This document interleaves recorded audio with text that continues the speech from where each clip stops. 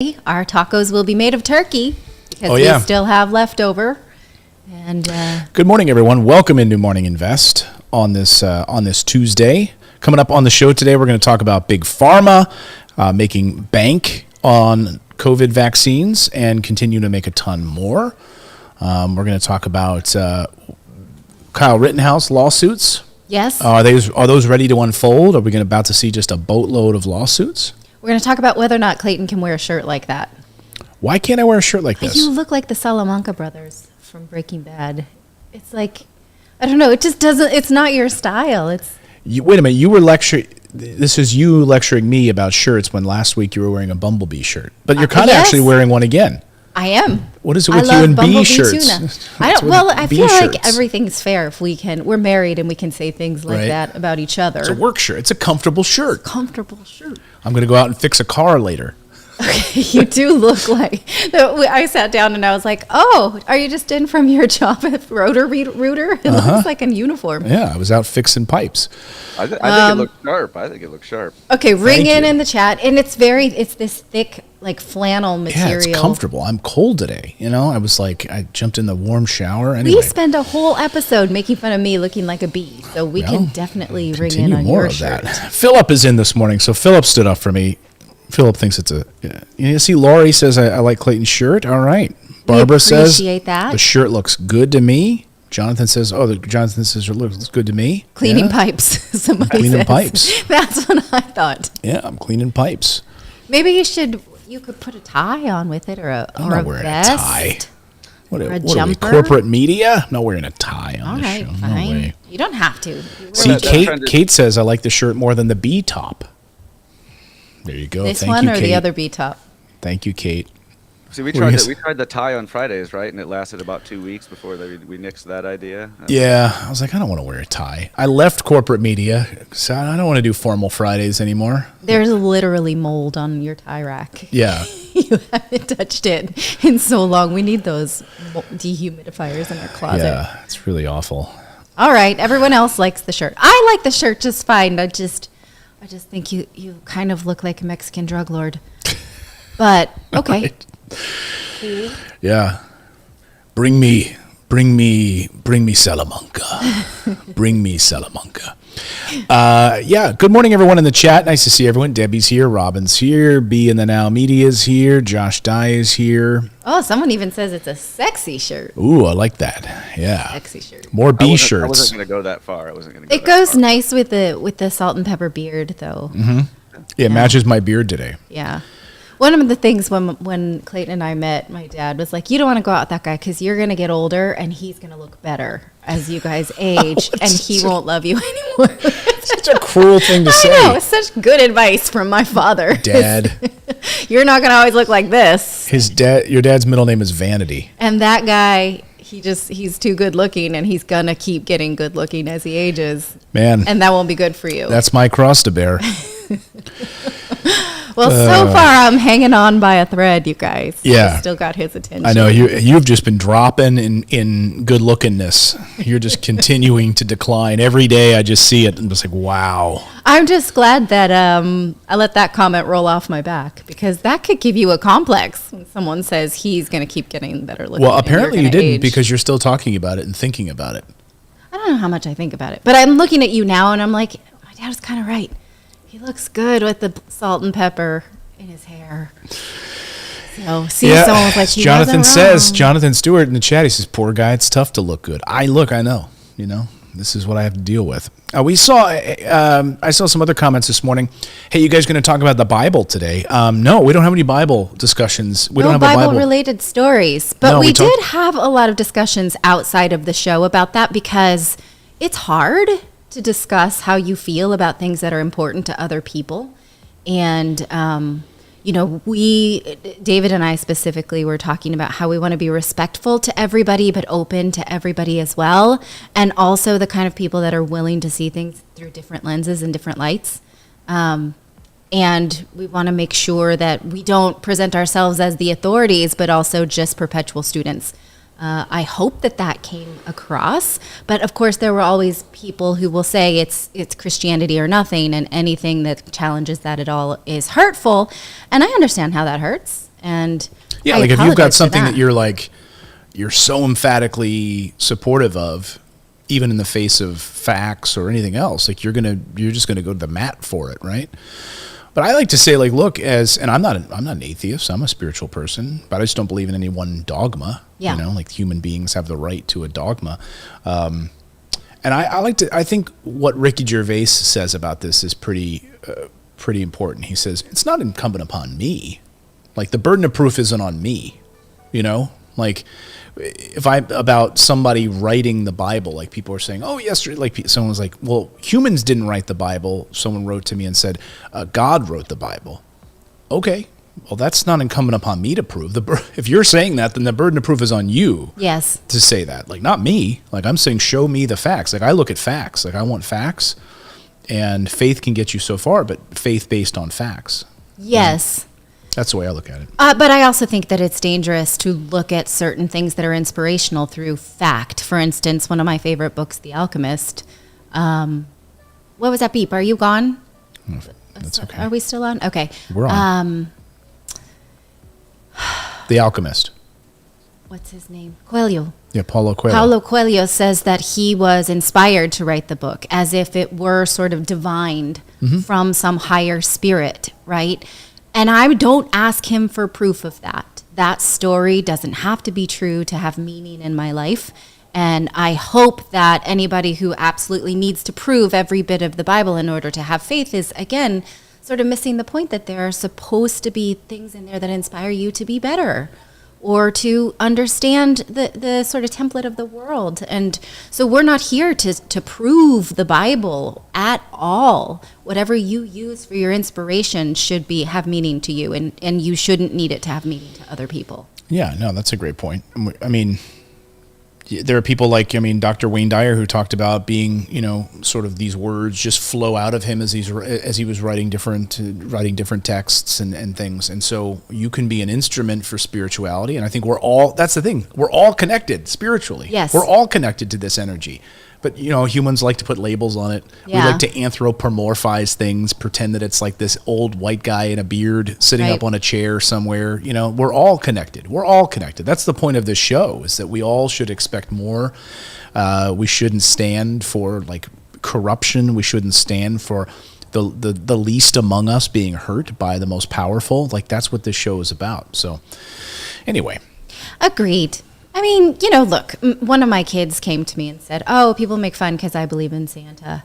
And I was like, hey, mommy believes in all kinds of magical things that other people don't, like fairies and I don't know, like your dad believes in all kinds of ghosts and stuff. Like, you believe in whatever provides meaning to you. It's not for anybody to break anything down. But I think there's definitely pieces in there that we can say, okay, is that a guideline for our life, or is that a story? Yeah. So anyhow, but I don't agree to saying this is a show that doesn't touch religion, because we touch politics, investing in religion, and all of those things can be used for good, and all of those things can be used for thought control. And it is absolutely for us as a group, you and us, to say, is that good? Is that right for everybody? Right. Well, there's someone who started chatting like right away in the chat. It was like, I hope everyone, I don't know, whatever, but this show, Sam Dorchester in our chat, so offended by. Like, they need to apologize for. I'm not apologizing. Apologize for what? Like, people, like, if you have a worldview, based on something, that's fine. Yeah. Right? So if we say something on this show that challenges that, you should just like slam the door and run away? Or should you just sit back and have a dialogue with us? Like, we're not asking anyone to run away because your worldview is challenged. You're not going to agree with everything I say. I definitely don't. You're not, like Dr. Wayne Dyer. I've interviewed him a couple of times. One of the things that he said was, look, when I'm in a room full of 2,000 people speaking, Dr. Wayne Dyer, he goes, there's 2,000 opinions of me, and not one of them are accurate. Yes. Not one of these opinions in this room are accurate. The only opinion of me that matters is mine, right? Yes. And he's like, there might be 1,000 people that love me. There might be 1,000 people that think I'm crazy. It doesn't matter because we all have opinions, right? We're all just human beings having this spiritual journey, right? Absolutely. I think one thing we should all agree on is there are many levels of existence, and you get to pick and choose which level gives you the most meaning in your life. And any text can do that. Hopefully it's not Mein Kampf. Right. But maybe you even have inspiration there. You don't know. You don't know. You took, like Eckhart Tolle talks about. Eckhart Tolle, he pulls from the Bible all the time for inspirational words that Jesus said, like as a spiritual leader and spiritual teacher. But like my way or the highway, and then you're wrong. Telling other people they're wrong about their spirituality is dangerous. Anyway. But I enjoyed the chat comments. We have very knowledgeable people in the Bible. In the chat, people who know the Bible and understand contextually what it means, and I enjoyed it. Yeah. So, but we don't have any stories about religion today. No. So let's get to it. Philip, I think you're muted or something. I don't know if he may not be there. I don't know. I thought Phil. I heard him like bleep bleep off. Yeah. That's There not I a. am. Sorry. Oh, there you Yeah, are. There he was. My restream had locked up, so I could still hear you, but I couldn't see it. So I was just rolling with it. But I just refreshed, so we're good. Oh, okay. Gotcha. We thought you were, doing some ritual. I wouldn't leave you over the religion thing. It's No, I mean, look, you have all sorts of different I love the difference of opinions, right? Like Frederick Lessort says there's absolutely no archaeological proof that anyone named Jesus ever existed. Okay. For me, it's the what always bothers me are the people that are just like so absolute in their comments. Like it's like where that opinion is 100% fact to them, and they're gonna shout it at you. And that's like I fully believe that everybody's opinion is important to them, but it's like shouting it out like it's fact is where is what kind of sets me off sometimes. But anyway. And I understand that it must be very frustrating to be in the chat room and be like, no, I think it's this way, especially for something that's so personal. Like if you're sitting there watching the show and you're like, oh my God, there are people that don't believe in my religion? Not even that dogmatic, but just even people the other are like, way. ooh, I wish I could respond with this, right? And you're not here in front of me. And so you feel like just like a little bit of a chat is not enough in a chat room. That must be very frustrating. So we try to respond to any direct messages as well. We have this super chat from Tony Jocelyn. Hey Clayton, can you do a crypto show on accounts we need to set up? Good watch list, good practices for crypto. Thanks, love the content. I think I know a place where they can find something like that. Yeah, that's a good idea, Tony. Over on my crypto show, over on youtube.com/Clayton Morris, which is my crypto channel where I focus on investing there and crypto technology, cryptocurrency, crypto mining, and alternative investments outside of this corrupt government and banking system. You can find it over there, and I will do that, Tony. That's a good idea. I will put together a show specifically around that topic, so thank you for that question. Okay. Do I have hair like right there that I can't see? No. Okay. I feel like there's a hair right here, and I'm like this. Okay. We're ready, dudes. You good? We're done. You ready? We're done with the Bible for today. We're going to talk about the Church of Pharma. Yeah. All right. Welcome into Morning Invest on this November 30th, 2021. So lots of concerns over the Omicron variant this morning. The markets were up, then they were down, then they're bouncing back. Big concerns over whether or not this thing is going to sweep the world. And Big Pharma is set to make billions off of these Omicron variants. So we'll talk about how much money they stand to make and patents and all of this coming up in just a moment. And Amazon thought they spiked on that union vote. Well, not so fast. Now a federal official has ordered them to take another round of it. This is what they did not want. We're going to discuss what's going to happen with that and why. Yeah, and Kyle Rittenhouse, is he ready to pull out some big lawsuits against media companies for tarnishing him ahead of the trial? Well, we'll tell you the truth on that story coming up, and so much more as Morning Invest starts right now. You ready to get uncomfortable? If you're not uncomfortable already, let's do it.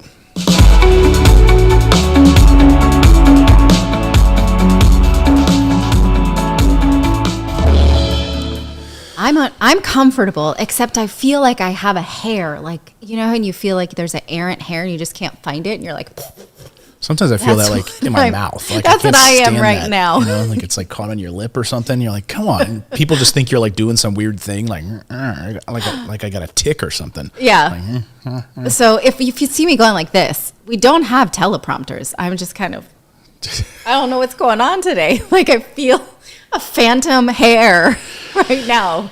But we are going to talk about the Omicron virus and its continued impact on stock markets, on the world, and on the bottom lines of those who make the most money out of it. So you might be saying, wow, man, this variant's really bad, right? This variant's really bad for everyone. Well, not so much for all of the big pharma companies who are making just oodles and oodles of money off of these variants and the variants of variants and COVID-19 vaccines, and the list goes on and on. So this new variant, as Matt Stoller tweets, isn't bad news for everyone. Yesterday, Moderna came out, and let me just put up their stock price this morning. Moderna up 11% this morning because they, you know, it's interesting to hear the CEO of Moderna come out yesterday and say, you know, we don't think that our vaccine is going to work against this Omicron variant, so we're going to tweak some things. We've got to, and then the head of Pfizer comes out and says, well, we think that ours actually will work against all forms of COVID. So we're going to still keep an eye on it. But meanwhile, no one knows because we don't have any data on this yet. We don't know. And so you have all these government officials right now who are like spinning their wheels, trying to tell us how to act and how to respond. President Biden comes out yesterday and says, I don't think that we need to go into another lockdown just yet. We need to have an abundance of caution, but we don't need to panic. But now the CDC is outright recommending that everyone get a booster. It originally was talk to your doctor, see if the booster is necessary. It is good for some immunocompromised people. Now they're saying it's good for everyone, folks. Go get the third vaccine because we think this is our best bet against this virus that we only just met. Yeah. And I apologize, guys, if you're hearing the audio interface here. This audio interface got fried a few days ago during a power outage and power surge. We are still awaiting for the arrival of the new one.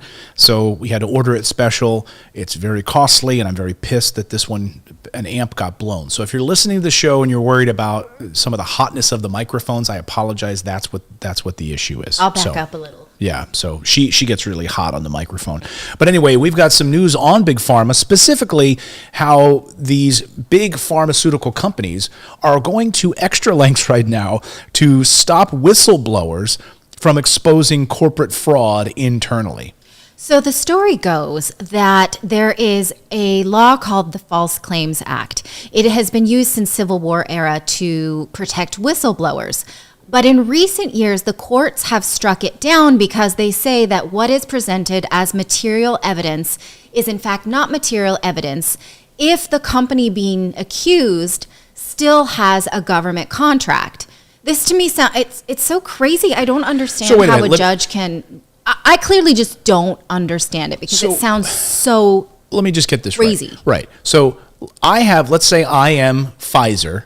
You are the government. Okay, I have a contract with you because you've paid me billions to make something, right?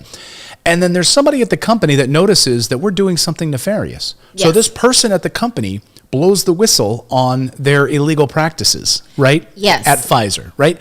Well, apparently that then is moot because you and I have a contract together. So the government will by default take your side if you become a partner or a contractor to the government. Which is crazy, right? So Senator Chuck Grassley of Iowa has decided to repeal some of these restrictions around the False Claims Act. And he has bipartisan support to do so. But these votes have been delayed because we're finding out now that so many lobbyists with a lot of corporate money behind them are trying to push back against this, specifically Pfizer.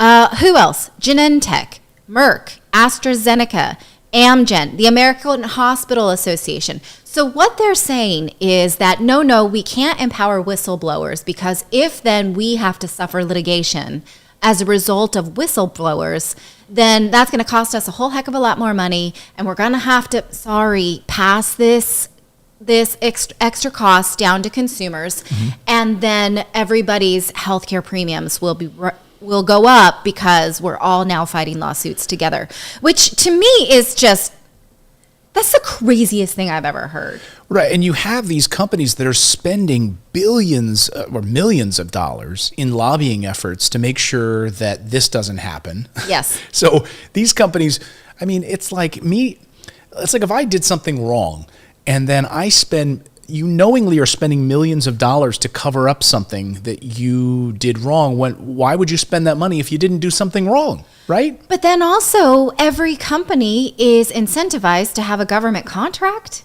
Right. So now you're incentivizing them to make sure, as like an insurance policy, that they have a government contract, because this government contract will then like protect you in the case of litigation. I mean, or I a understand whistleblower. there are nuances to every case, but I do not understand a judge saying, well, we cannot allow material evidence as long as that business is in business for the government. So then businesses who then have contracts with the government, such as the pharmaceutical companies that are giving us all the vaccines, are government contractors and therefore protected for whatever, like by default protected for whatever they're doing. Well, and look who they're hiring right now. So if you're sitting there at home wondering like, oh man, these guys are the good guys, right? These big pharmaceutical companies, these guys are the good guys. And I don't discount what their efficacy has held, in this pandemic. Like, we don't have enough data on all of that yet to come out and say one way or the other. But when you're Pfizer and you're basically casting yourself as a hero in all of this, and you're a trustworthy corporate citizen, as The Intercept points out, and they won't even respond to a request for comment as to why they're hiring lobbyists right now to go in to the government, to the halls of the Capitol, to protect their ability to hide fraud. In fact, interestingly, Pfizer has hired Hazen Marshall, who is a former policy director of Senate Minority Leader Mitch McConnell. He's a what? A policy what? He's a former policy director for Senate Minority Leader Mitch McConnell. Pfizer hired this guy to lobby on this issue, along with a law firm which has a huge host of former congressional staff members, to lobby on this issue to try to make sure that they can still basically cover up fraud, and that any whistleblowers that come forward that want to speak, they won't have a chance. And these guys will get squashed. Now, this new legislation under this new False Claims Amendment Act of 2021 adjusts the materiality of the standard to include instances in which the government made payments despite knowledge of fraud. So the idea is that now the government could basically say, well, we gave money to Pfizer. We didn't know they were fraudulent. We didn't know that they were doing fraudulent things. Mm-hmm. And if other reasons exist for continuing that contract, the bill also expands the anti-retaliation protections of the law, so that if you are a whistleblower, Pfizer can't just retaliate against you in that way, which currently only covers whistleblower employees of a company, current employees of a company outside of a government contract. It's crazy. I mean, to me, it's crazy. But it's not surprising at all that these companies, these big pharmaceutical companies, are spending millions. There's another story I saw this morning where, they're spending hundreds of millions of dollars in lobbying money to make sure that the pharmaceutical costs of your drugs are kept high. Yes. They are spending hundreds of millions. I think it's upwards of $300 million to lobby Congress to make sure that you continue to pay high amounts of prescription drugs. So then this company line, like, hey, we don't want to have to pay for litigation because we have to pass that price on. Right. It's bull honky is what it is. It's a load of phooey. Mm-hmm. It's total crap. It's other euphemisms like that. I like the built-in protection where they say you can't be a whistleblower, you can't bring up this material evidence, but then the government's saying, but if we didn't know about the fraud, we can't be held liable for it. So it's sort of like they're saying, you can't bring this up, so we'll never know about it, so we're never liable. It just makes me so crazy. For instance, the idea that right now there's this group of scientists that's asking, based on Freedom of Information Act, how did the FDA approve the vaccines? And the pharma companies are saying, we'll get you that information over the course of 55 years through their lawyers at the Justice Department. So it's clear that that federal agencies are they're like this with the pharmaceutical companies. Right. And, that's troubling. Yeah, I think it's absolutely troubling. Let us know your thoughts on this in the comments below. Big Pharma, I think, and we certainly see the amount of money that they're going to be spending or trying to raise from the government, new government contracts. What we see this morning from Pfizer, Moderna, and others are that, hey, our current vaccines might not be that efficacious against this new Omicron, so let's set up a new contract for a new booster, for a new variant booster. Let's make even more money. And we hold the patents, right? They hold the patents even though the actual, what am I trying to say, vaccine, is not theirs. Like Yes. the actual, it's government based. It's you and I own this, right? We've spent the money as taxpayers. And they get the billions of dollars in benefits as a result of it, and they get to walk all over people as a result.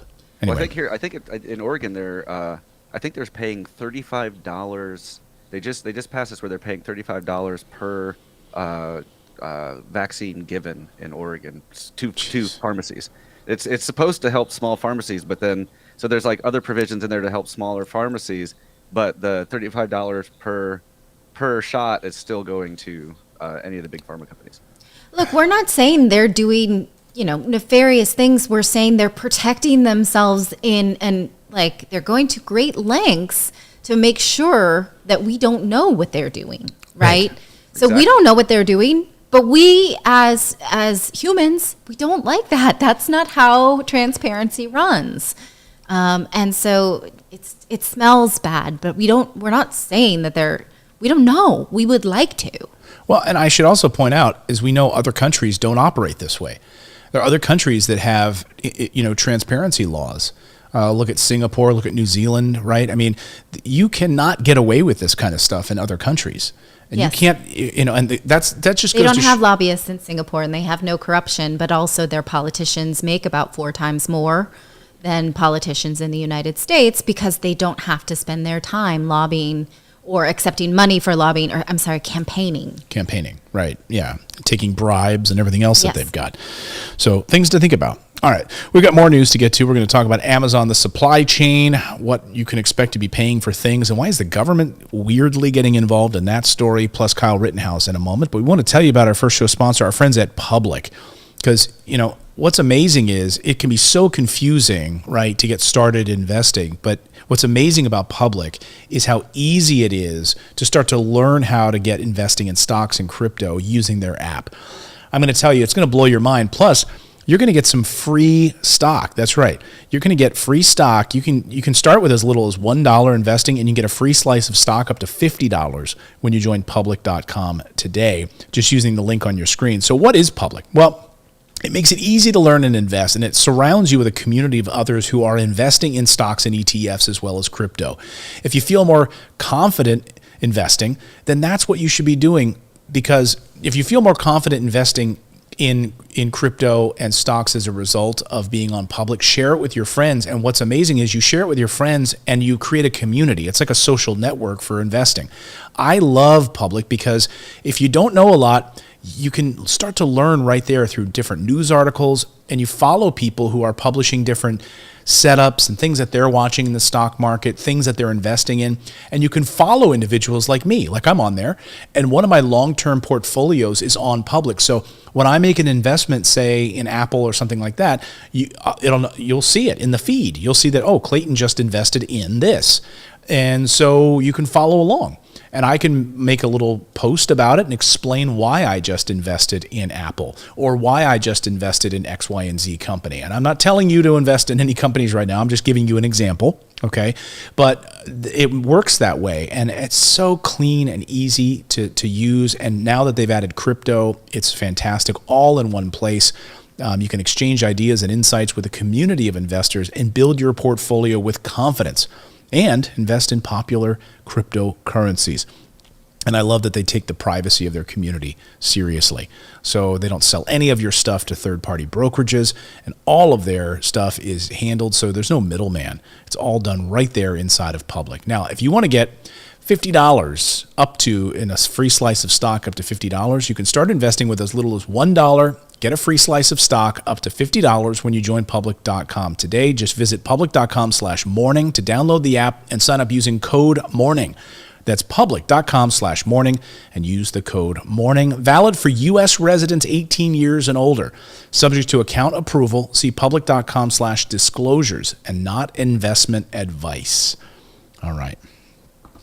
All right. Well, Amazon is going to have to face another union vote after the government has ordered them to do it again on accusations that they may have intimidated or somehow skewed the vote against them for specifically this facility in Alabama. This would, if as a reminder, this vote happened earlier this year, and the stakes were high. It was so much so that President Biden actually came out in favor of this union vote, where he has typically stayed out of these types of things.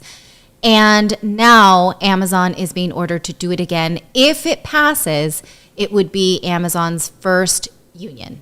Yeah, so the decision by the National Labor Relations Board basically rests on whether or not they would install a mailbox in front of the fulfillment center to collect employees' mail-in ballots for the union election. So what they did is they had like confusing mailboxes set up.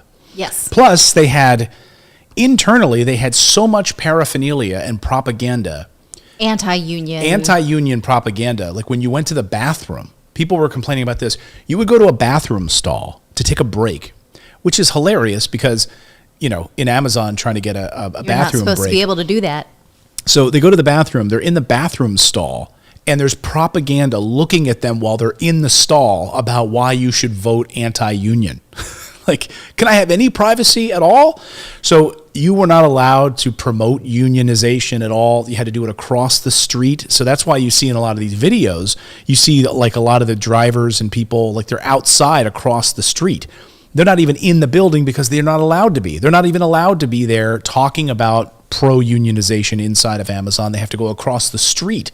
And also this federal investigation found that they had cameras in and around the voting centers. They placed different kind of mailboxes with the voting ballot boxes, and they say that caused confusion.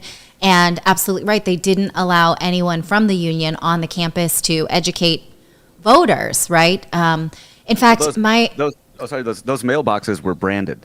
They were branded Amazon boxes, and they were in under an Amazon tent. So it's like that was where the confusion came from. They actually branded the anti-union voting like it. Oh, okay. Mailbox. That's what that was. Okay. Yeah, that's where that confusion came from. Sorry. I mean, it seemed like it was a slam dunk. Like they were able to say, because the votes were 1,798 against unionization and 738 for. But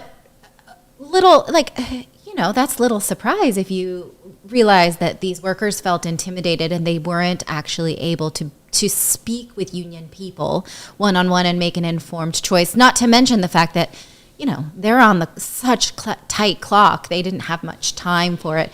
My stepdad, he worked for Tesla years ago, and he was telling me that union officials were allowed in their lunchroom even. Like, they could speak to them, and the Tesla went so far as to allow them to come in. So he felt like he could have conversation with them, but no, this was not the case for this last vote. And Philip, you worked at Amazon. So I'm curious, what did you experience that? Was there a unionization move where you were, and what was the pushback, or if you did experience that at all? No, I did not experience it at all. But I feel like our facility was a little bit different. Maybe it was just because it was in Portland. It was nothing like what any of the horror stories you hear about. I mean, it was still intense work. I actually kind of enjoyed it, which is an unpopular opinion. It was like one of the most fun jobs I've had. But I got to work with the robots, so I had a different experience than most people do. But I don't think it ever came up one way or the other. Interesting. I mean, in Canada, a year and a half. So, yeah, you didn't have it in Portland. I know in Canada, they've moved towards unionization in Canada, voting there. And, and then in Alabama, of course, they've gone to great lengths to stop that. And Bernie Sanders famously flew down and spoke at a rally there, talking about why, we've got to teach the young people about the power of a union so that they're not, some of the things that they're complaining about, of course, is the overstretched hours, where they don't have time for bathroom breaks, where their quotas are so high that they don't have, they're peeing in bottles and things like that, or just, making sure that they have proper vacation days. They're not working, that they're paid appropriately for time and a half or for overtime. Yes, these are kind of things that the union will go to bat for that individuals cannot. The power of the collective is usually, not always, it can be better. Here's what the regional director has indicated. Amazon's intimidation and interference prevented workers from having a fair say in whether they wanted to join a union in their workplace. Amazon workers deserve to have a voice at work, which can only come from a union. That's what they say. So let us know your thoughts on this. We'll see what Amazon does here in round 2.0. See if Bernie Sanders is going to make another trip down there. We'll see. And how long they get to hold the election too. Will they be allowed to campaign for a long time? Will they, will both sides sort of like reprint their materials, or will it be a completely new tactic on the part of each side? It will be interesting. And Amazon didn't respond for comment on this story. So Amazon's just being tight-lipped about it, quiet, etc. Well, we didn't ask Amazon. But Yeah, they didn't respond to anybody. Any press reports? No. So well, they did file an appeal already, so that's probably their whole response. It's just yeah, right. Yeah. We don't agree with this. We're not doing that. We're not going to do this. We already filed our appeal. All right, we got more news to get to. Let's talk about the supply chain this morning and what's happening with all of these long lines. And, there's reports this morning that at the ports, we're starting to see some loosening, but then there are other reporters saying, I don't see that to be the case.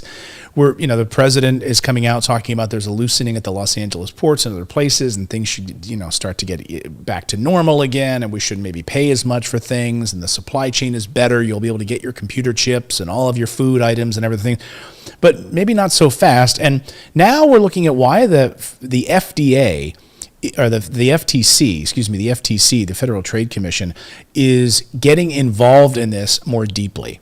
It's a strange thing. So this morning, or last night rather, the FTC released a press release saying that they're looking into supply chain issues.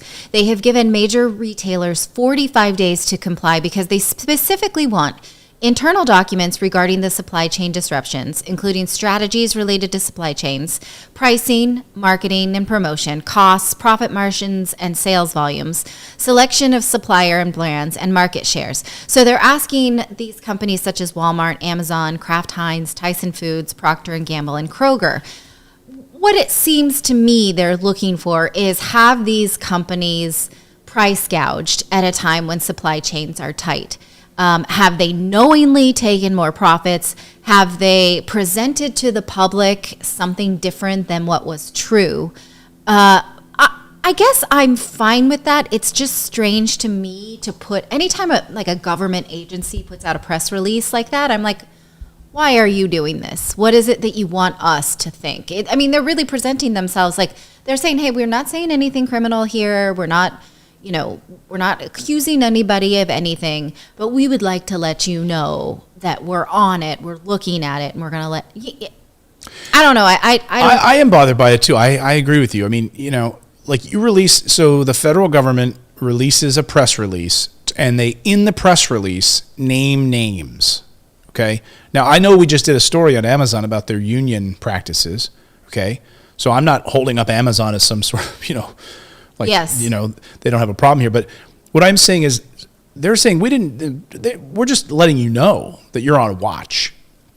And now we just want some answers. And in 45 days from the date of the order, you have to respond. And these are the companies we're specifically looking at. Tyson Foods, Kraft Heinz, Procter & Gamble, et cetera. Right. You guys have some time to respond. It's interesting to do that when presumably these companies will not have a day in court to show what they have or haven't done, to just impugn somebody this way. And using the FTC as like a bludgeoned, almost like a political weapon. Yes. That's what you're doing, essentially. You're running the FTC. If you're President Biden, your government is running the Federal Trade Commission. So you're ordering Walmart, Amazon, Kroger, and these large wholesalers and suppliers to turn over information, and then you're releasing a press release about it. Yes. So, like, what's going on with these empty shelves and sky high prices? Clearly, it's not. Clearly, it's not the like us shutting down the economy for a number of months, going under lockdown. Maybe it's something else. Maybe it's you, Kroger. Maybe it's you, Walmart. And what about sky high prices? Like, where is that? Who's to blame for all of that? Do you not think that this has to do with inflation? So to me, this is like a diversionary tactic. Like, we're seeing this sky high inflation right now. Yes. Over basic goods. And we're talking about healthcare, gas, food, right? These are the things in areas where we're seeing sky high prices. Areas where we're not, where we're actually seeing deflationary prices, are on things that we don't even need or buy once every 3 years or 4 years, like a television, right? So we're seeing $100 less for large televisions. That's interesting. But we're seeing sky-high prices, 30% increases in healthcare.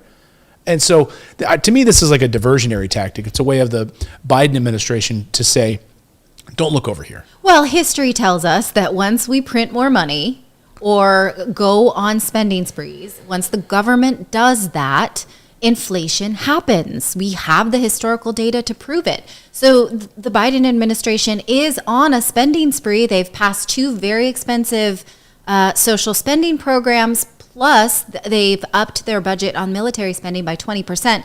And then we're going to pretend that politics is not responsible for the resulting inflation. And then we're going to name names. I mean, this is the thing we hated James Comey for, right? Is that he impugned Hillary Clinton without giving her the chance to actually have her day in court. When you say something, like, the government has a responsibility to say people's names responsibly, because those things have a consequence. Right. But they're just saying, like, we're not doing it. Has nothing to do with our policy. We're going to look at those bad guys and see. And we're not saying that these guys are the bad guys. We don't know. No, and I just think that it's weird. I mean, go ahead, Philip. I was going to say, like, it's funny to me that when you look at that list, like the petroleum industry, big pharma, they're not on there. Banks, all these other people that have just clearly, like, just fleeced us during the lockdown with all the price hikes. I mean, if you look like the price of gas, but they're not on that list.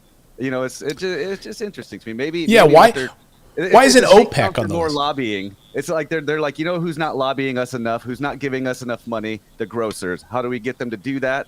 Let's slap them with this. Yeah, let's go after Costco. Right. Let's go after. So one of the things in this that stands out to me, right? They want to understand. They say right in the beginning, like, we want to understand why there's empty shelves, like why people couldn't get their Halloween masks, like why were people trying to get toilet paper and they just can't, right? And there's all of these shortages and all of these things. So is it really that they ran out of toilet paper, or is it something more nefarious? Right. Are these companies stockpiling toilet paper in order to sell them on a black market? Is that what we're going to find? And by the way, I mean, this just goes to show you how onerous the United States is for regulations. So now what you're doing is you're asking all of these companies to spend time, attention, and resources. It's probably going to cost them millions of dollars. Oh, yes. To go through and pull out paper. They're going to have to dedicate people on a team, right? They're going to have to take, like, people that would be doing other things for their company. And now they're going to specifically have to sit down and go through. They only have 45 days. I mean, this will go to the lawyers. This will make lawyers a lot of money. Yeah. So who's going to benefit from this? Because the idea that you and I as consumers are going to somehow benefit from this? No, I don't buy that. I don't know who would read this and be like, wow, the FTC, they're heroes. Well, and also, can I just highlight? Yeah, can I just highlight something else in this? What they specifically say in this press release: supply chain disruptions are upending the provision and delivery of a wide array of goods, ranging from computer chips and medicines to meat and lumber. Okay, medicines? Okay. So again, to Philip's point, okay, so why are if medicines are specifically what you're talking about here, where are some of the major pharmaceutical manufacturers in this? I mean, you can get a Procter and Gamble, I guess. Is Procter and Gamble, how many medicines are Procter and Gamble making? I mean, but who? Well, they make, I think, over like the counter things. Stuff, aren't they? Yeah. Yeah, like cleaning supplies, like Lysol and stuff, right? Yep. I thought they made, like, cough drops too. I'm gonna have to look that up. But my point is, to Philip's point about medicines, right? If that's literally in your sticking point here, computer chips, Do you know that computer chips come from, I mean, we don't make computer chips in the United States. Right. Like, okay, you're going to reach out to China? You'd also have to reach out to China for a lot of that meat. And lumber, by the way. Lumber, like a huge portion of our lumber comes from Canada. Right. Like we build homes. Like I know this, right? So our team builds homes, and the lumber that we would get comes, from British Columbia in Canada. Well, whose fault is that? So again, targeting these specific companies is just odd. I just find it really bizarre. That's a good point about the medicines. Good point, honey. Thank you. See, this shirt might make me look like a logger today.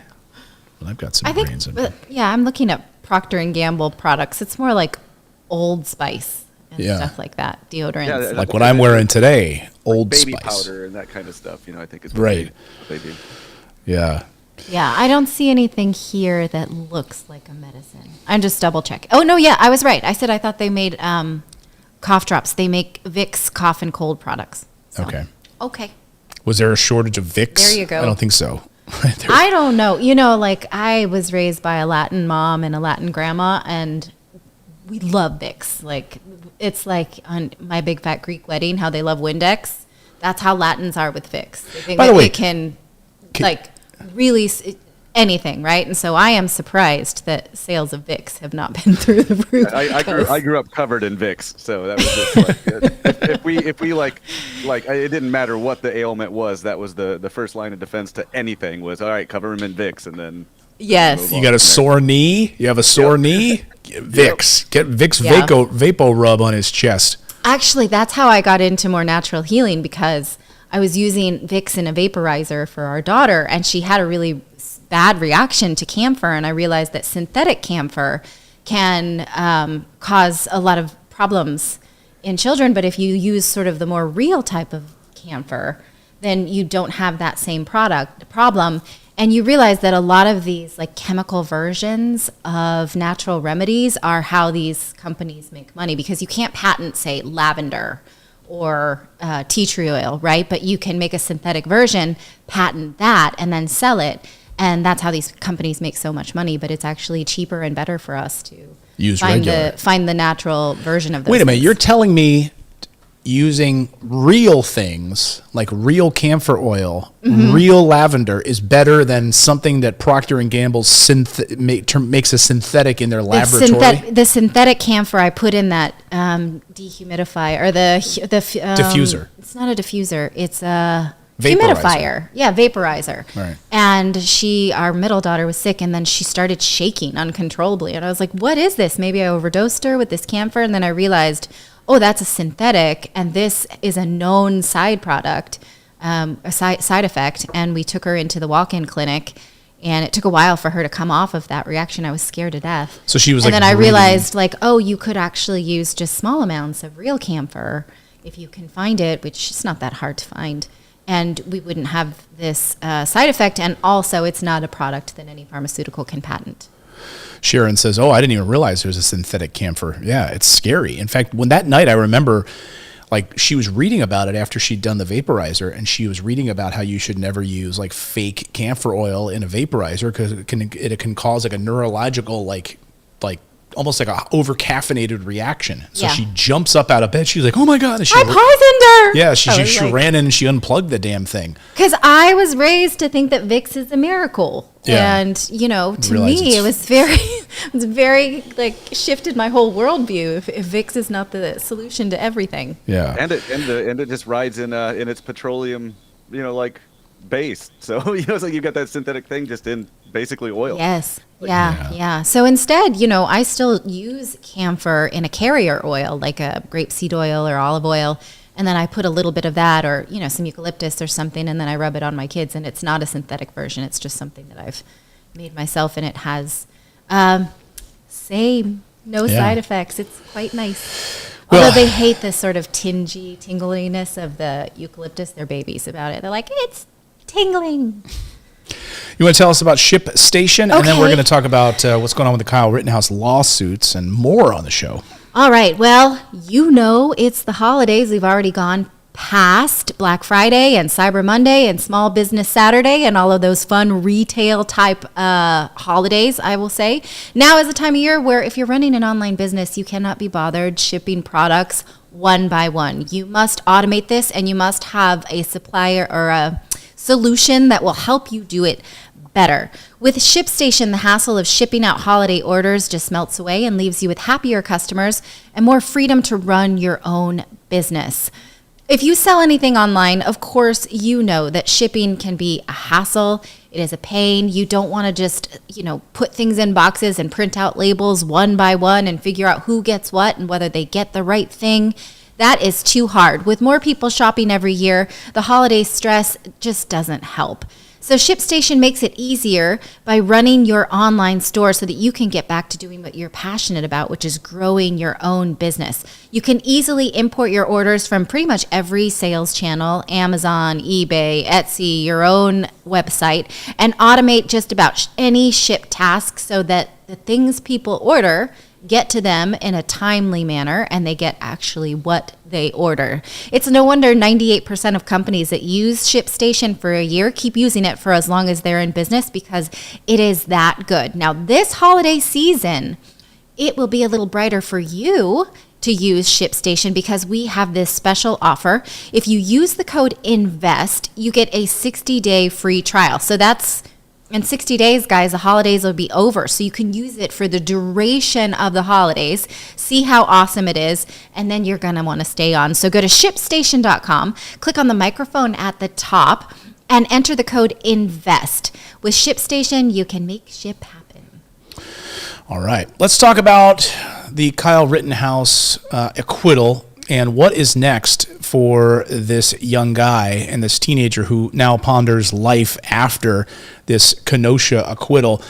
If you've been following social media over the past few days, you may have seen posts claiming that Kyle Rittenhouse is going to be suing a whole host of media companies for defamation, painting him as a murderer, etc. And specifically, there was a tweet that was making its rounds, and then it was shared on Facebook that had 570,000 shares of this post on Facebook claiming that Kyle Rittenhouse was going to sue The View, had filed a $60 million lawsuit against The View's Joy Behar and Whoopi Goldberg. And it said, "Let the games begin," a Facebook post. So it was shared 540,000 times. Well, you know what they say about lies, right? That lies can spread all around the world, what is it, twice or something like that, before truth has a chance to put on its pants. What's the story? I have no idea what that Maybe sounds I'm just like you making just that made up. that up. No, that's a phrase, yeah, something like that. You were very close to it. Does it sound like I just made that up? Because if it does, I'm just going to keep saying like I came up with this. I'll be like, you know what Daddy always says? A lie can travel 2 times around the world before For every lie, there are 50 million retweets. before truth has a chance to put on its pants. I think it's like Mark Twain said something like that. Or Clayton Morris. I don't know. But anyway, Kyle Rittenhouse has filed a $60 million defamation lawsuit against The View. Well, that is not true. And according to, that's the wrong tweet. That's Bob Barker. According to the tweet, the Kyle Rittenhouse Defense Fund, as of now, the Rittenhouse team has not filed any legal actions against media organizations. But they say, well, maybe Joe Biden should be next. Maybe The View should be next. Maybe CNN should be next. Joe Biden? Yeah, there's questions as to whether or not Joe Biden could be sued as a result of this. Could Joe Biden actually be sued as a result of the comments that he made about, Kyle Rittenhouse for defamation? Well, I think it would be really hard to win a defamation case. Why is that? Because it was such a public case, and most of the things that were said about him were said that, they're not things that you can empirically prove are false, right? So if you said about me that I am transgendered, right? I can prove that that's not true with just a medical exam, right? And so I could say, oh, that person said something that I can prove it's false. But how do you prove, what are the things that they said about him that you can prove are false? for instance, he's a thug. Well, you're allowed to call people a thug. I'm not saying he's a thug, but I'm talking about the things that was said. I just feel like, and it was a very public case, and they are media professionals. I think that this falls under freedom of speech, whatever it is they said. Now, I don't agree with the way they took on the framing of that case. I don't agree with the way I took it on even. Like, before some of those videos were released, I thought something completely different. But I don't think that anything that they said was specifically defamatory. Brian Cody corrects. He says, Clayton, he gave me the proper quote from Mark Twain. A lie can travel halfway around the world while the truth is putting on its shoes. Oh. Mark Twain. Love it. I like putting on pants better. Okay. Well. That's going to be my quote. So that'll be my version of it. Okay. Fine. Thank you. I'm fine with that. So I have nothing thank you. to add. I'm glad you.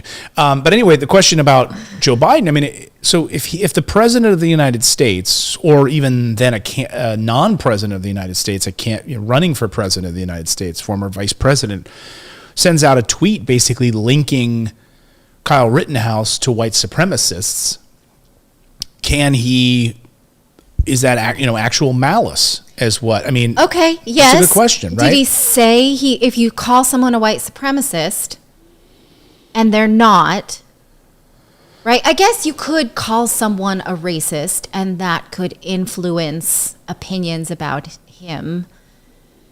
But can't you call I mean, that's sort of the liberal shtick these days. We call everybody a racist, right? Like, don't with say impunity. We. Right, don't say we as in the we woke is the culture, the woke right? the woke left, yeah. So I don't know. I agree. So what is that? NEPOC says then, is that a white supremacist? Is that just I don't know, but I think that it's just so hard to win a defamation case. That and the burden of proof is on you to prove that they said something with malice and that they said something that they knew to be untrue.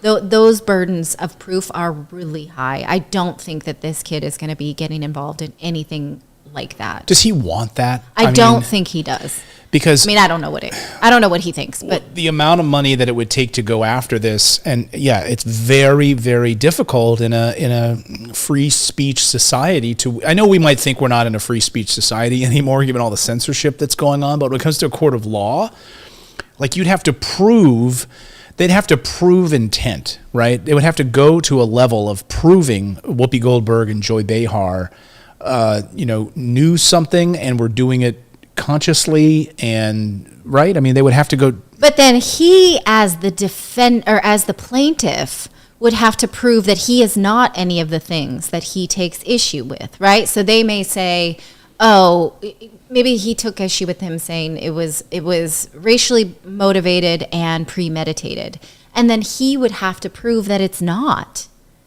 And so he opens himself up for all kinds of discovery, which would be painful on his point. And the kid's been through a lot of pain. I don't see someone like this. I don't know, unless you're a glutton for punishment. And I think the legal bills are probably not an issue. There are plenty of people who are willing to help him out there. Well, he had stellar legal help because of the money that he was able to raise. So he was not wanting for legal help. He had the finest legal defense fund standing by. And right now, just to be clear, he has not filed any legal actions, even though I've seen YouTube videos and tweets and other things saying like he's filed huge lawsuits against The View and other media corporations. I can't find it, and they're saying that he hasn't. And as of now, according to the Rittenhouse team, there hasn't been any legal filings. Nobody, and he says, nobody's sitting around planning anything right now, that they have any plans for this. I mean, and I think that there's anger. There's a lot of anger from the left that he's now suddenly he's like somehow a right-wing star. I feel that. I absolutely feel that. There's a kid who had no business going out with a gun and people got hurt and he walked away with nothing. I don't know if it was premeditated or racially motivated or anything, but I do feel upset that there were more than just him out there with illegal guns, and all of those people with illegal guns were fine. Yes, right. Of course I feel that. And a judge throws out the gun portion of the law, of the case. Yes. When that was the most provable piece of it, and that he even admitted to on the stand. So there's a lot to not like about this situation, but the fact that he's now, President Trump invited him down to Mar-a-Lago. They took the pictures together. He was on the Tucker Carlson show doing an interview. He even came out and said he supports Black Lives Matter. So there's a lot of like, I don't know, reflection. There's a lot of hand-wringing about this whole thing. Did you know that our justice system was actually built on defamation cases? They are the earliest cases in American history because if you impugned somebody, it used to be that you only did business with people in your surrounding town. And if I talked badly about you, then you had the right to sue me because then I couldn't do business with other people who believed that I was a scoundrel, right?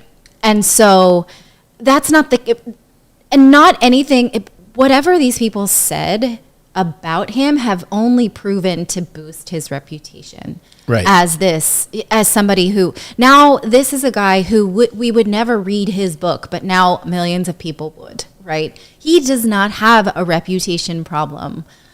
So again, I think that would also be hard to prove. I feel like these stories saying that, Whoopi's going to be punished. Like this is just, it's an inside baseball, media punishing media type story, but I don't feel like it would be a really like slam dunk for him and his team, and also not, awesome for his brand. No, and you have a lot of conservative media coming out and saying, we think you have a case. Really? It's easy for you to say out there looking in. Yes. Like, oh, you think there's a case. Lawyers are always going to say that. You know why? Because they want the money. They want the high profile. They love for you to hire them. But also it's part of American culture to just throw around that I'll sue you. Yeah, I'll sue threat. you. And then what? So they are excited about it because if it's in the press, if we can keep Kyle Rittenhouse's name in the press, right? We can keep doing interviews with him. It's good for the media.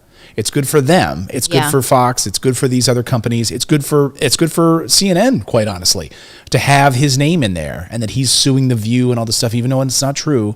To have his name out there certainly is going to drive numbers. Yeah. But you have conservatives that have come out and said he has a case.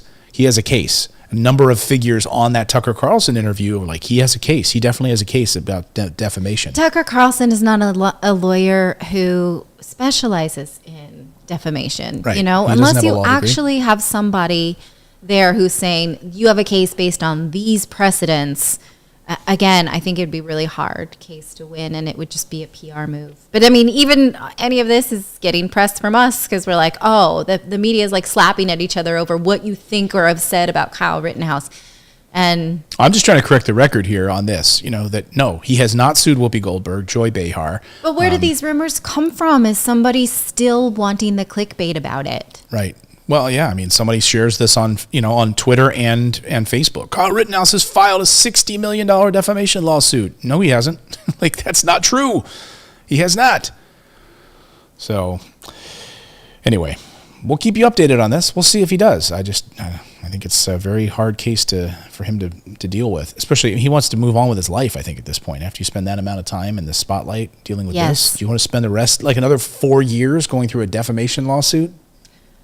I don't see that happening, and I don't see it as an easy win, is all I'm saying. I think the chat room erroneously thinks that I'm defending him or thinking that, the poor kid's been through enough, and that's how he feels. I don't know how he feels. I just think that would be a really uphill battle, and any good lawyer is going to tell him that. Right. But most lawyers are going to want the money. So they're going to say, sure, we could go after that. And after you spend $1 million, filing this lawsuit, well, we might probably, they're not going to tell you that we're going to probably lose this thing. You're going to go up against ABC. I think good lawyers will tell him that. Hopefully. I just feel like this is a way for the media to point out how we're polarized because, Whoopi shouldn't have said those things. Yeah. Let's slap down, Anyway.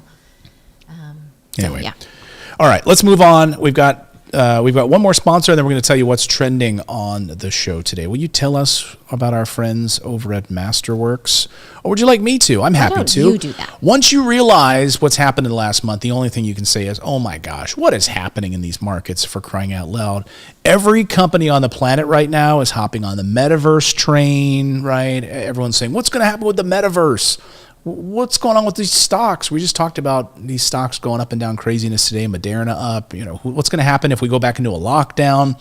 Elon selling his Tesla stock because Twitter told him to do it. I mean, and inflation just hitting a 30-year high. It's craziness out there.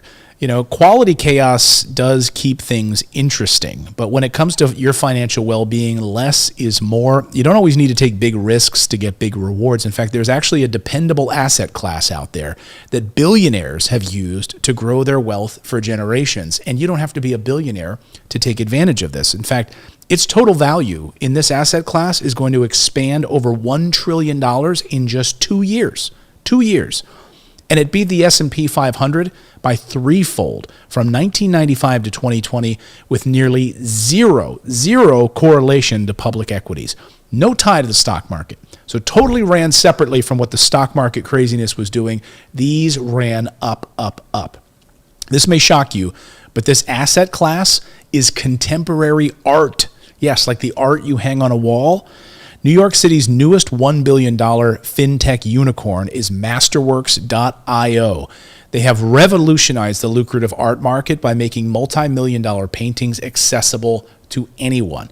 You can invest in them like a company's stock. You don't have to buy all of a Picasso. You can buy a fraction of it. With already over $250 million they've already added to this, Masterworks is off to the races. You can skip their wait list and you can get access today to these different artworks. All you need to do is go to masterworks.io/invest. It's .io, not .com, it's .io, masterworks.io/invest. See important disclosures at masterworks.io/disclaimer. Go there, check it out, see if it's a fit for you. But this is a great way to diversify your portfolio. I've always said that one of the best ways to build wealth for your family: real estate, art, precious metals. We can add to that crypto now. But art was always inaccessible to people, and Masterworks is making it so that you can actually invest and you don't have to be a billionaire to do it. A really, really smart move from Masterworks. So thanks to them for supporting the show. All right. Okay, we're going to tell you what's trending now before we get out of here and read your super chats. By the way, make sure you hit that like button. And are you subscribed to the newsletter? I hope you are. We run down a lot of these topics in the newsletter. You can read through them, click the links, keep clicking through until you know what's going on, and then come and join the chat and tell us what you think about those things. It's morninginvest.com. It's free. All you need is an email address, and it will hit your inbox every day. Okay, so what's trending? First of all, Spirit Airlines flight attendant attack is trending because a woman attacked 2 flight attendants by punching them and pulling their hair on her flight. She was subsequently arrested for public intoxication, and she was yelling, "I didn't do anything wrong, just shoot me then." So that happened, and there's no video of it. Okay. Clayton's looking, but I don't believe there is. If there is, I didn't see it. Julia Roberts' kids is trending because the actress posted photos of her 17-year-old twins when they were babies, and she rarely posts any photos of her children, and people like it when she does. They are now 17. She also has a 14-year-old with her husband. What's his name? Lyle Lovett? No. Oh, she's not still married to him? No, with her husband, Richard Gere. I don't remember the name of him. Was she married to Richard Gere? No, she was not. Oh, okay. Okay. Journalist Lara Logan is trending for an appearance on Fox News in which she compared Dr. Anthony Fauci with Joseph Mengele. Mangeli. She says Mengele. It twice. Mengele. Okay. Let's start that over now that sure. you're on camera. Okay. Because we're going to do this separately. All right. Journalist Lara Logan is trending for an appearance on Fox News in which she compared Dr. Anthony Fauci with Joseph Mengele, the Nazi doctor known as the Angel of Death. Now, we do have a clip of this, and people are saying, "Oh my God, it's Hanukkah. Don't mention any Nazi figures. You have no right to talk about this." I feel like the way she frames this, she does have a right to talk about this, but we're going to discuss it. Why don't we play the clip, please? So good at both understanding the details, but also how to take it into the bigger picture of what we're going into right now. As Omicron is being introduced and you hear people talking about it, Lara, what's your take on where we are and where we're going? Well, it's very simple, Pete, right? You just have to look at Africa. They didn't have the death rates from COVID that were predicted. And what is happening over time is that the entire response to COVID and everything that we were told about it from the beginning is being exposed, and it's falling apart. The lies are coming apart. And really now there's no justification for putting people out of their jobs or forcing vaccine mandates for a disease that ultimately is very treatable. It's cheap to treat. Medicines are available all over the world, and it has death rates that compare very much to seasonal flu. And so in that moment, what you see on Dr. Fauci, this is what people say to me, that he doesn't represent science to them. He represents Joseph Mengele. Dr. Joseph Mengele, the Nazi doctor who did experiments on Jews during the Second World War and in the concentration camps. And I am talking about people all across the world are saying this, because the response from COVID, what it has done to countries everywhere, what it has done to civil liberties, the suicide rates, the poverty, it has obliterated economies. The level of suffering that has been created because of this disease is now being seen in the cold light of day, i.e. the truth. And people see that there's no justification for what is being done. So as they're being exposed and the control is slipping away, lo and behold, another variant surfaces, and nobody should be surprised by that, because there will be more variants until the end of time. We'll never be free of them. Well, Will. Okay. Now, she did not say that Anthony Fauci is like this Nazi doctor. She is saying that people are saying that to her. And people are saying that. A lot of people think that COVID lockdowns are draconian and they're not sure about the science behind them, and that they are concerned about their civil liberties. I don't have a problem with anything she said there. What do you think? Well, I mean, okay, so there was no pushback, though, from the hosts to say, well, which people are saying this? She says people all over the world are comparing Fauci to Dr. Mengele, who did experiments on Jews. So you're saying that Dr. Fauci literally is like, it's never a good idea to compare someone to Nazis. I mean, because you always go there and you're opening up a can of worms with this. So what you're saying is Dr. Fauci is like Dr. Mengele, who is actually running experiments on human beings in concentration camps.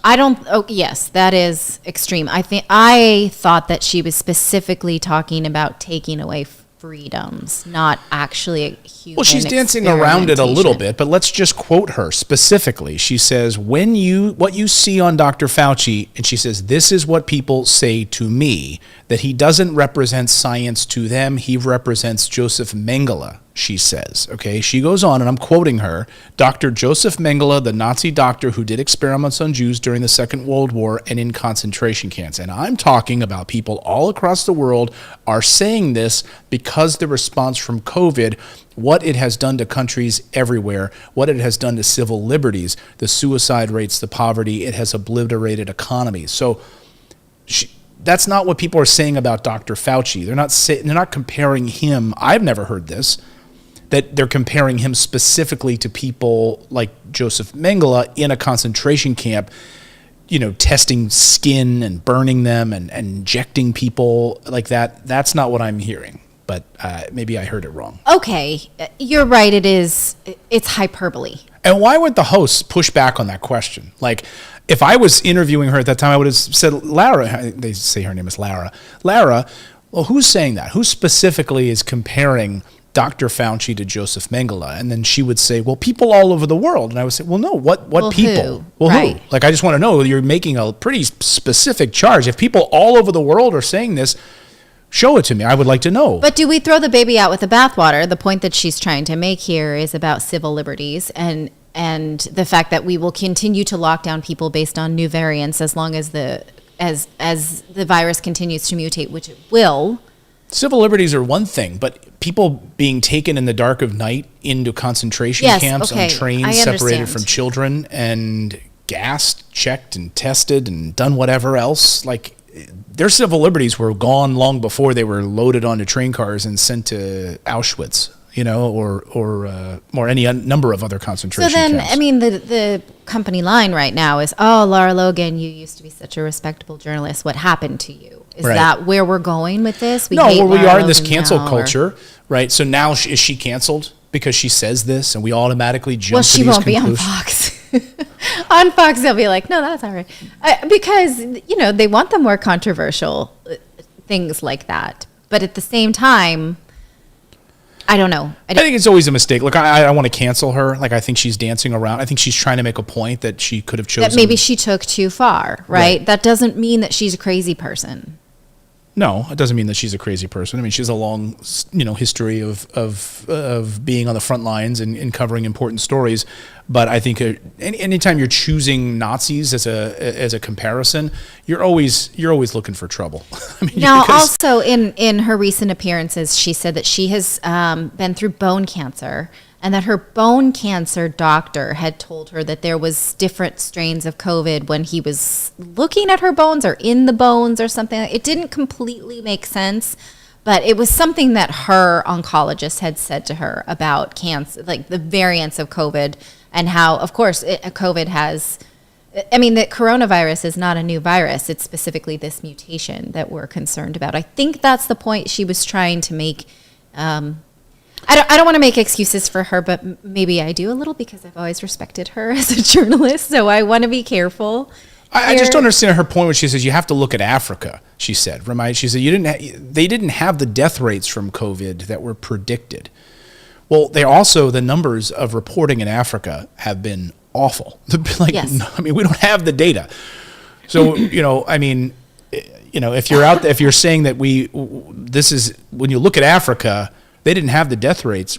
Well, where are you getting your data from? Because the data from that area, part of the world, has just been like a black hole. Like, we just have not gotten good reporting on death rates or cases or tests or breakthrough cases or anything from that region. But going back to the story we started with, we don't have that data about our own FDA approval of COVID vaccines. We're asking for it, and we're told 55 years, right? So was any of that experimental? Who knows? No, and I agree with her on that point, right? She's saying, like, these lies that we were told in the beginning are falling apart and lies are coming apart. I get that piece of it. So I just think you're at, when you start bringing Nazis who are testing on Jews in concentration camps against their will, that's a whole different can of worms. Okay, but I don't know about this dog pile on her right now. Like, shut your face, Laura Logan. You used to be a respectable journalist. People make mistakes. I've said stupid things in my life. You're canceled now? You can't ever speak again? This is ridiculous. Many times. Yeah. Oh, many times have I said stupid things. Yes, all the time. All the time. All the time. All yeah. the time. You don't have to jump on that. You don't have to punctuate that anymore. Just the finger was just happened to be pointing at it. Didn't know where that finger was pointing at. All right, you want to hear about something else stupid that someone said? Yes.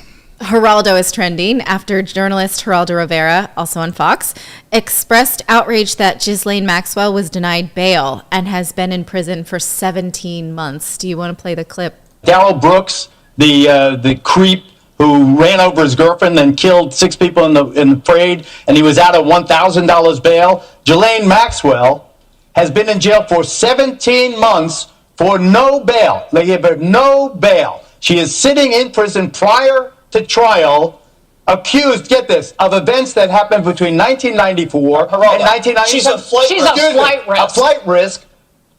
She offered to put up a $28.5 million bond. She's going to escape to a country that has no extradition. So you take her, you throw her in solitary confinement. Allow me to educate you on solitary the federal bail law. 17 months. You're defending a sex trafficker. I am defending justice. Sex trafficker. The prosecutor in this case are guilty of political lawyering. She deserves to sit in jail. Because you don't even know she's guilty. How do you know? Because she's a flight risk, because she was hiding during COVID. She was not hiding. In the Northeast. She bought a house Oh, yes, in she New was Hampshire. $1 million house. They Let holding me educate you because really they don't quickly. have a case. Let me They speak. have no case. they have a This is big the case. segment I'm running. They're trying to try Jeopardy.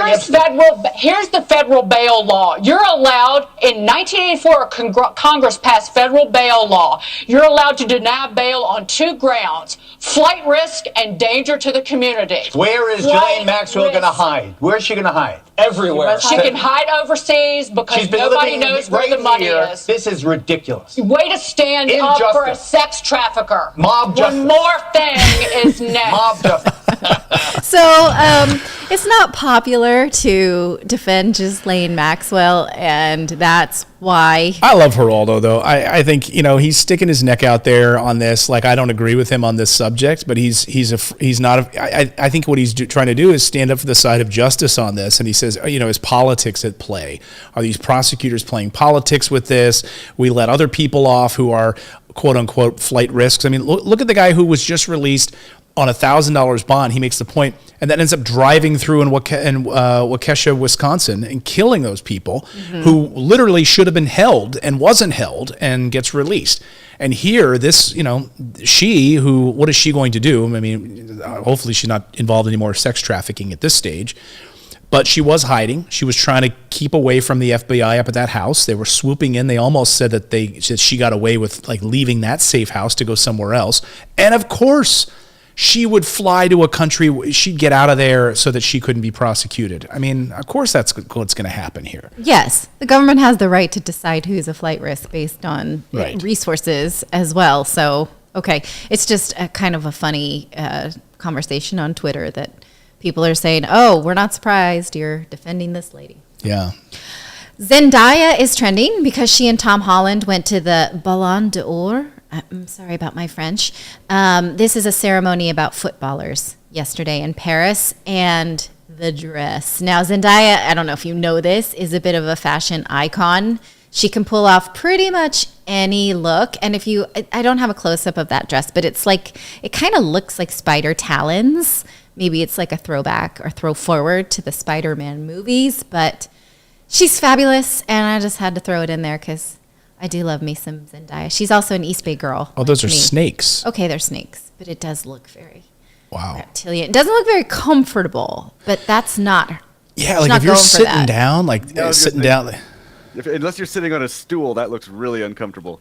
Like, yeah, you're sitting like with your back, like we're having dinner. Like, oh, what is that? Oh, yeah, I forgot I wore a snake tonight on my back. Do you want to just watch some TV? No, I cannot. Back. Are you sitting on a snake?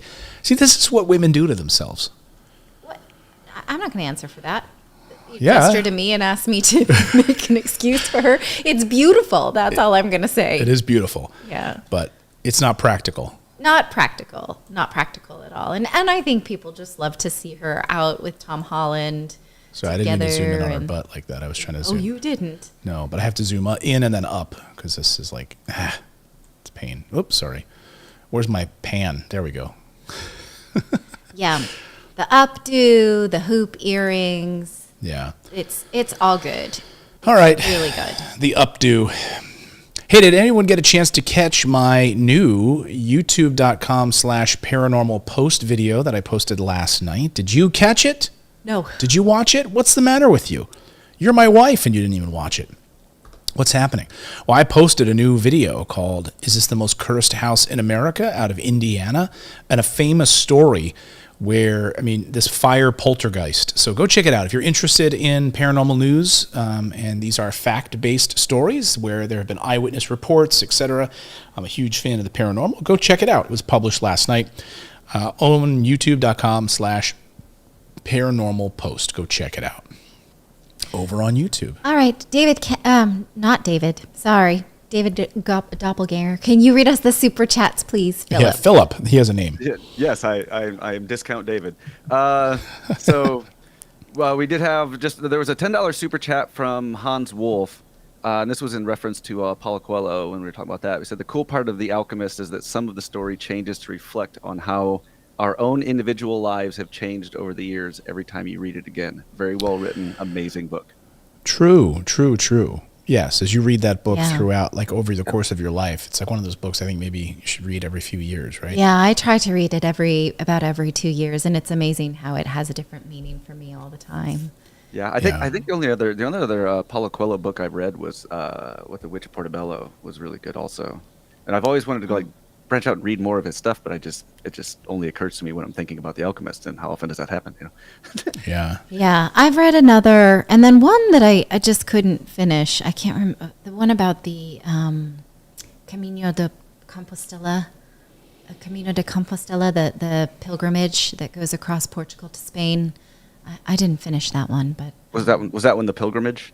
Was that the book, or was it? Maybe, and I also read something by the River Stone. I sat and cried, or something like that. Yeah, that's one of his also. Yeah. So, but it's still, you know, I mean, he's even said, like he said, that The Alchemist was kind of channeled through me. It was, you know, he doesn't even completely know where it came from. It's a beautiful tale. Yeah. No, I absolutely loved it. It's been years since I read it. I think at this point, like, I kind of get that and The Prophet sort of mixed up as to which story was which, because I read them both like, in very close proximity to each other. Thank you for that. I appreciate. I'm always willing to talk about. Jason Frank in our chat says Fauci has done a lot of testing on people, or testing that if we were shown on this show, many would have a different feeling. Grover doesn't like that. Well, we'll see. Any other super chats, or is that it? No, that was it. They had a couple new members join as supporters, and so the last one was just from Patricia Denko. I went up. And we had some stickers, and I like the stickers. Yep. So Oh, thank you I for missed the those. stickers. Yeah, I saw them as like having no message, and then when I looked over, I was like, oh wait, there's little animations over there. So I saw them. So if you gave us a sticker, I give you that right back. Richard Blackstone says, "Hey Clayton, your shirt looks pretty normal to me. Thank you. Appreciate that. I actually like it. I'm gonna go chop some wood. After the show. It looks like something I would want. You know where I got this Write shirt? a novel in a cabin in Vermont. It is, yeah, exactly. It's very comfortable. It's a comfortable Christmas shirt. I got it on Up. Do you like the company Untuck It? Untuckit.com. They have stores in the mall now. Untuck It, and they're meant to be worn untucked. That's it. There you go. Untuck It. And if you, untuckit.com, let me pull it up here real quick. Yeah, so I got the shirt there. That's what, and I like that company because then I don't have to wear it tucked. And they've got a whole bunch of, they're not a sponsor of the show, although they should be because I wear their shirts all the time. They have like a big sale right now. Anyway, that's where I got their shirt. If anyone's interested in my That's worker good to know. shirt. Yeah, Good to know. Untuck It, meant to be worn untucked. Anyway, thanks everyone. Don't forget to check out the Paranormal Post, and we will see you back here tomorrow on the old show. Peace out, everybody. Bye-bye.